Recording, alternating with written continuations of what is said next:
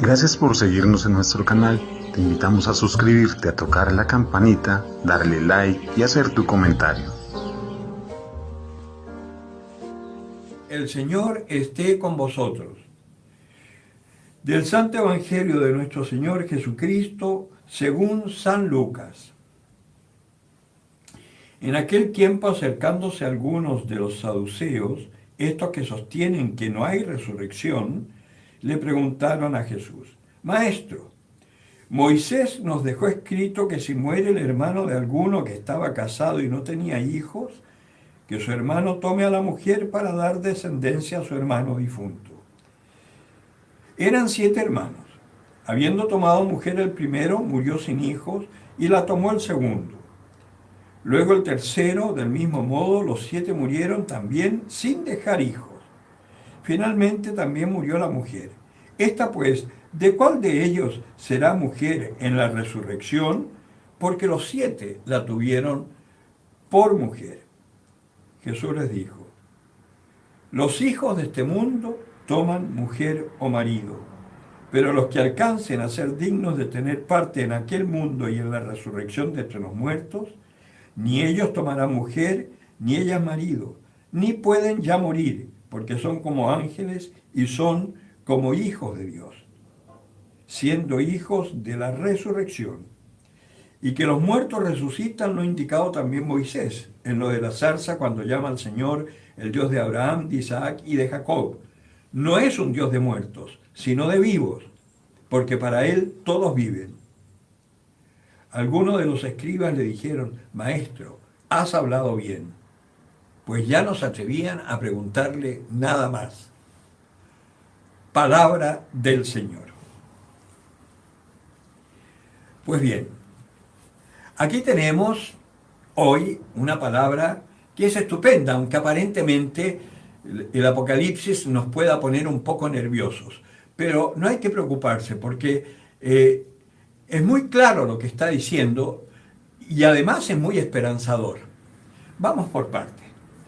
Acá en el Evangelio vemos que está esta secta, como yo les decía el otro día, que habían 2 sectas, una de los fariseos, que era la que estaba gobernando en ese momento, y la de los saduceos, que siempre estaban en pugna, porque los fariseos creían en la resurrección y los saduceos no. De hecho, San Pablo, por ejemplo, cuando ya el Señor lo había tocado y lo toman preso y tratan de condenarlo, ¿no? Él, aprovechándose de eso, sabiendo que había muchos fariseos en ese... por así decir, en el Congreso que estaba reunido, ¿no? Había muchos fariseos y saduceos también. Entonces él dice que a él lo condenan por creer en la resurrección, y entonces de inmediato, porque efectivamente lo estaban condenando porque hablaba de Jesucristo que había resucitado y que él antes había sido un perseguidor, pero que se le había aparecido en el camino de Damasco. Entonces lo estaban juzgando por eso. Y él dice eso viendo que había más fariseos que saduceos, y por supuesto se arma una batahola allá en el Congreso. Es como si los del apruebo y los del rechazo se pusieran a pelear porque hay uno del rechazo, ¿no?, que está siendo juzgado, y fuese mayoría el rechazo en el Congreso, acá en Chile, por ejemplo. Entonces se armaría la batahola, y en esa batahola entonces aprovechan, ya que se estaba armando un lío grande, las autoridades, la policía, aprovecha de sacar a San Pablo de ahí para que no corriera ningún peligro, porque tenía que ser juzgado y condenado, ¿no? Además, San Pablo apela después al César, y bueno, ya sabemos la historia de lo que pasa después. Pero en este caso, los saduceos maliciosamente vienen a poner a prueba a Jesucristo, para que vean ustedes que el cristiano va a ser perseguido por el mundo y por su propia iglesia. Va a ser perseguido por todas partes el que quiera vivir realmente el cristianismo. Porque incluso dentro de la iglesia, y estoy hablando de todas las iglesias cristianas, no solo la iglesia católica, ahora están atacando más a la iglesia católica, porque la iglesia católica es, por así decir, la madre de todas las otras iglesias cristianas. Y cuando yo hablo de iglesias cristianas, hablo de las iglesias que creen en el Dios único, verdadero y trinitario. Porque hay algunas que hablan de Jesucristo, como por ejemplo los mormones, pero Jesucristo no es Dios, etc. O los testigos de Jehová, o el ejército de salvación. Esas son sectas, no son iglesias, son sectas. Cuando yo hablo de iglesia, estoy hablando de la iglesia de Jesucristo, y no el Jesucristo de los últimos días, como dicen los mormones, sino que estoy hablando de ese Dios encarnado como un hombre que era Dios, y que es un Dios que se manifiesta en tres personas distintas, pero que es un mismo Dios. El Padre, que está en la creación, en el comienzo, junto a la palabra y con su espíritu; el Hijo, que en un momento se presenta encarnado como un hombre cualquiera, pobre y humilde; y el Espíritu Santo, que se presenta como el Maestro interior nuestro, que nos lleva a conocimiento perfecto nuestro y de Dios. Pues bien, las iglesias están siendo todas perseguidas, serán perseguidas desde dentro y desde afuera, ¿no? ¿Y por qué son perseguidas? Porque precisamente el mundo que no cree, y que por supuesto no solo no cree en Dios, sino que no cree tampoco en la vida eterna, ¿no? Y están abocados nada más que al aquí y ahora, siempre va a estar atacando a la iglesia. Y en este caso están representados por los saduceos. Y le ponen esta trampa, que si uno lo piensa así, los sofistas son increíbles, porque te dicen ciertas verdades, pero siempre las conclusiones son falsas, porque hay una mentira de por medio.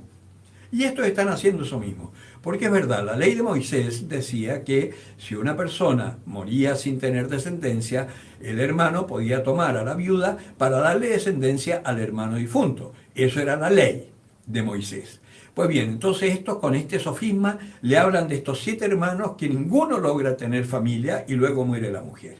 Y Jesucristo, que no da puntada sin hilo, los para en seco sin atacarlos, sino que simplemente diciendo: Moisés también dijo, ¿no?, que Dios es un Dios de vivos y no de muertos.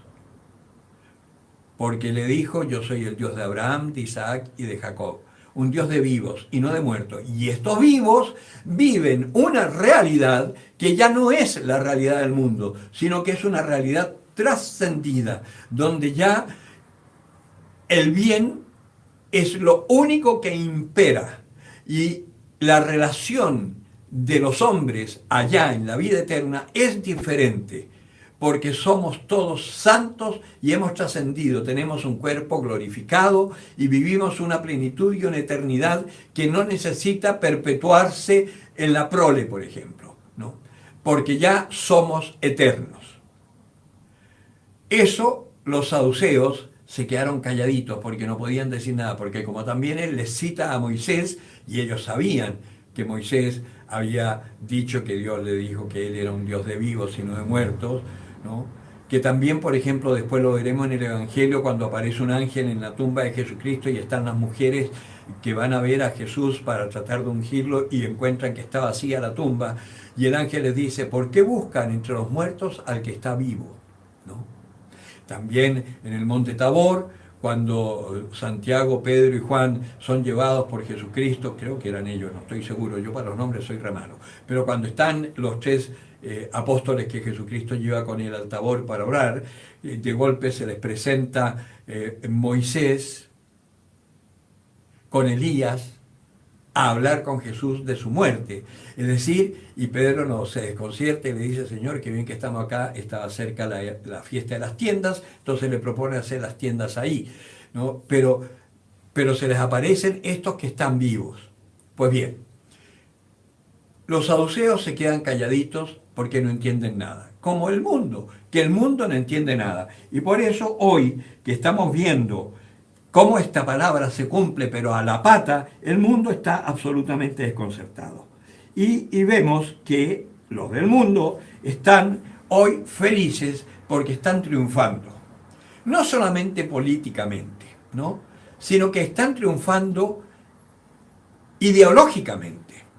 Nos están metiendo unas ideologías, sobre todo los jóvenes, que son absolutamente contrarias al amor y a la voluntad de Dios. Y por eso vemos a estos jóvenes exaltados, hiperventilados, que creen que están haciendo muy bien cuando queman las iglesias, cuando destruyen las imágenes, etc. Y vemos que después saltan y celebran, y se van a la plaza Baquedano. Me imagino que en otros países irán también a algún lugar emblemático, ojalá a pintar y a destruir los monumentos y a transformar un lugar bello en una cosa de desolación, como una imagen de lo que ellos quieren para el mundo. A mí me impresiona acá en Santiago, la Plaza Italia, que es como el ombligo de Santiago, ¿no? Que es donde está la estatua del general Baquedano, uno de nuestros grandes héroes y próceres libertadores, ¿no? Que, en esa plaza, por ejemplo, era la Plaza Italia, porque además había un monumento de los italianos, la Plaza Baquedano, y resulta que ellos ahora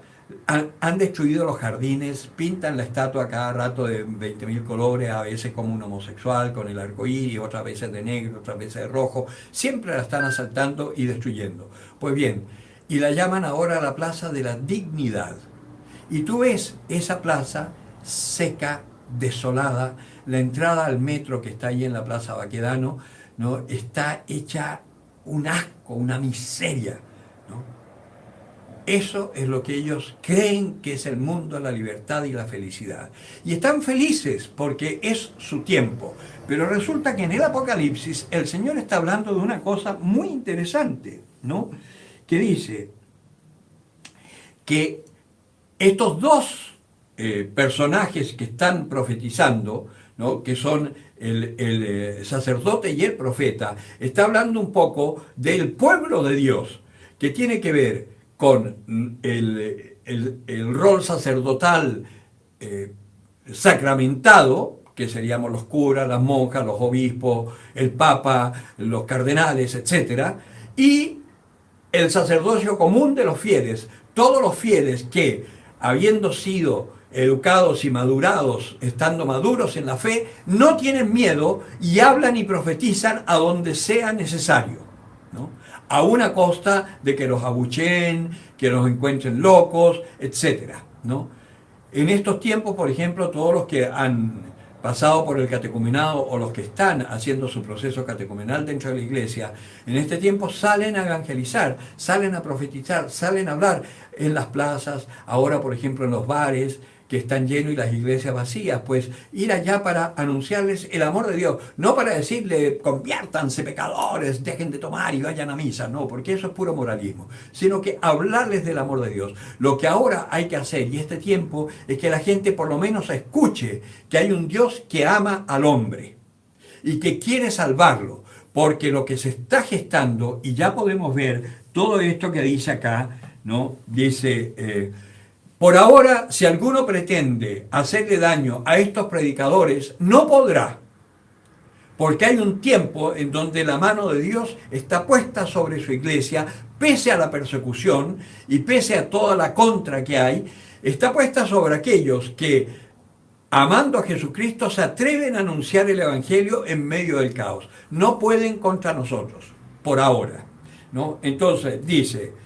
si alguien pretendiera hacerles mal, saldría fuego de su boca y devoraría a sus enemigos, ¿no? Esto es impresionante porque resulta que hoy que todas las instituciones y por supuesto la iglesia están siendo atacadas para ser destruidas, no solo carabineros y militares y marinos, no, sino que también la iglesia, sin embargo, pese a todo y pese a que el Congreso, los periodistas, el mundo está en contra, pese a todo, la iglesia está en pie todavía, ¿no?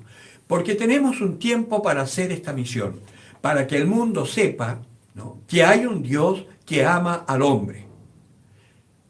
No como las autoridades mundiales hoy que quieren destruirnos, ¿no?, quieren someternos en la esclavitud, nuevamente, obligándonos, y va a haber, el cardenal Vigañó, por ejemplo, decía una cosa muy importante, nos van a obligar a las naciones a aceptar todo el nuevo orden universal y condonando la deuda que están todos los países acogotados por la deuda con el Fondo Monetario Internacional, que es una cosa inflada, y dicen que no, si aceptamos lo que nos proponen, nos liberan de esas deudas. Y con toda seguridad muchos gobiernos lo harán para respirar un poco, pero a nosotros los cristianos eso no nos tiene que preocupar, porque hay otras cosas que son mucho más importantes. Anunciar, ¿no?, el amor de Dios, y que tienen poder para cerrar el cielo y que no llueva. Y si ustedes se fijan, ¿no?, acá en Chile, por ejemplo, llevamos tiempos de sequía desde que empezó toda esta pandemia y toda esta cosa, ¿no?, y desde que empezó todo este movimiento de hace ya 30 años hasta ahora, que empezó un movimiento llevándonos lentamente, concientizando a los jóvenes, pervirtiéndolos y llevándonos a este caos que estamos viviendo hoy, resulta que acá hay una sequía espantosa, ¿no? Y cuando llueve, queda la escoba, ¿no? Hoy vemos, por ejemplo, en Colombia, en Centroamérica, con estos huracanes, ¿no? Cuando dice que cerrar los días del cielo para que no llueva los días en que profeticen, también poder sobre las aguas para convertirlas en sangre, ¿no? Todos estos huracanes, ¿qué es lo que hacen? Destrucción, muerte, es como aguas convertidas en sangre. No necesitamos verlas rojas, ¿no? Basta con que veamos el caos del desborde de los ríos, de los monzones y todo lo que está sucediendo ahora para darnos cuenta que hay una realidad que se está cumpliendo. Y también dice después, y poder de herir la tierra con toda clase de plagas. Acá tenemos el COVID funcionando, vino el SIDA, hoy hay un aumento impresionante de la leucemia en las personas, cáncer en la sangre. O sea, estamos realmente viviendo estos tiempos apocalípticos. Entonces, después dice, pero cuando hayan terminado de dar testimonio, la bestia que surge del abismo les hará la guerra, los vencerá y los matará. Y eso es la venida del anticristo. Es la bestia que viene del abismo, que surge del abismo. Si nosotros vemos hoy el falso profeta que precede a la bestia, ya está profetizando. Todo esto es la ideología de género y todo lo que nos están metiendo, eso es lo que está profetizado, que dice que dirán grandezas, pero que serán todas blasfemias y herejías, ¿no? Y es así, es el sofisma. Los homosexuales tienen que ser respetados, por lo tanto, son personas con derechos, efectivamente, todo eso es verdad. Por consiguiente, pueden casarse y adoptar hijos. Eso es mentira, ¿no? Porque es gente que está viviendo el sexo de una forma perversa. Entonces, no pueden, porque el matrimonio es marido, macho y mujer, hembra, no macho y macho o hembra y hembra, ¿no? Por mucho que algunas hembras parezcan machos y algunos machos parezcan hembras. No, no es eso. El género es masculino y femenino, y punto. Pero el sofisma, la herejía, la blasfemia está ahí, ¿no? Entonces, se hace mucho escarnio que el cename, que los niños, ¿no? Hay una secta cristiana ahora que está trabajando mucho acá en Santiago, no sé si en otras partes, que se llama algo como New World o algo así, y que es una secta cristiana que con el pretexto de ayudar a los niños abusados están reclutando jóvenes, especialmente mujeres. ¿Para qué? No sé, pero es bastante perverso, ¿no? Pues bien, con ese pretexto se están haciendo un montón de aberraciones, lo que está dicho acá, ¿no? Y llegará el momento en que la bestia surja y nos perseguirán y nos matarán, ¿no?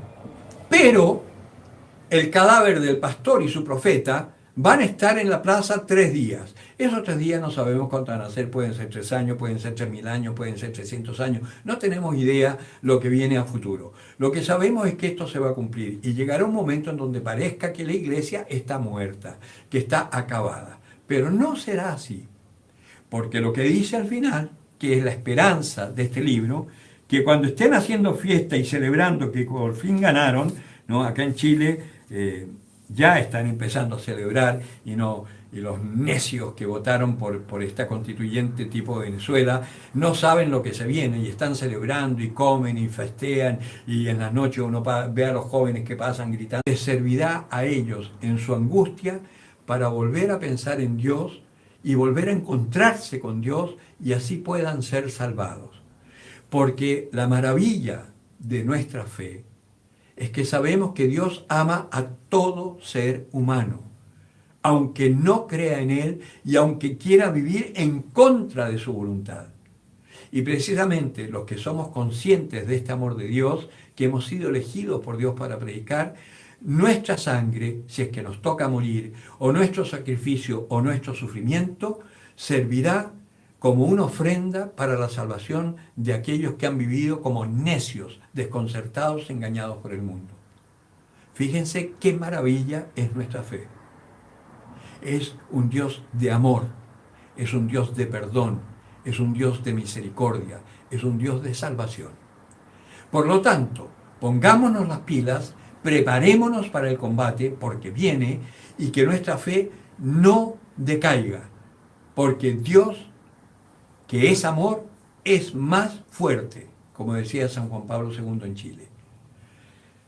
Ánimo, que todo lo que sigue es una maravilla. Después de esta gran tribulación, viene un tiempo maravilloso en donde la iglesia será reconstruida y el hombre volverá a encontrarse con Dios y vendrán 1000 años de paz. Que esos 1000 años bíblicos no tenemos idea cuánto es, pero que viene.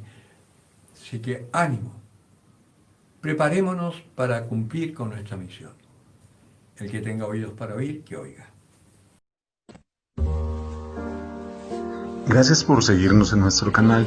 Te invitamos a suscribirte, a tocar la campanita, darle like y hacer tu comentario.